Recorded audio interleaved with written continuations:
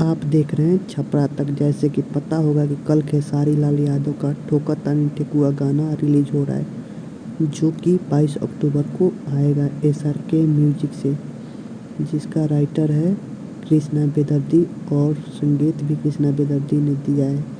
ये कल सुबह ही रिलीज होगा। और खेसारी लाल का नारियल गाना ही बहुत सुपर हिट, जो कि रिलीज हो चुका है सारेगामा हम भोजपुरी से, और 3 मिलियन प्लस व्यूज़ हैं और नंबर 2 ट्रेंडिंग पे है। और ठोकतानी ठेकुआ ये भी गाना बहुत अच्छा है, आप लोग सुनिए और सपोर्ट कीजिए। अगर आपको हमारा चैनल भी अच्छा लगे तो हमारे चैनल को भी सब्सक्राइब कीजिए और हमारे चैनल को भी सपोर्ट कीजिए ऐसे ही वीडियो पाने के लिए। और अगर आपको ये वीडियो अच्छी लगे तो एक लाइक ज़रूर कर देना और कल का इंतज़ार कीजिए। कल आ रहा है ठोका तानी ठेकुआ।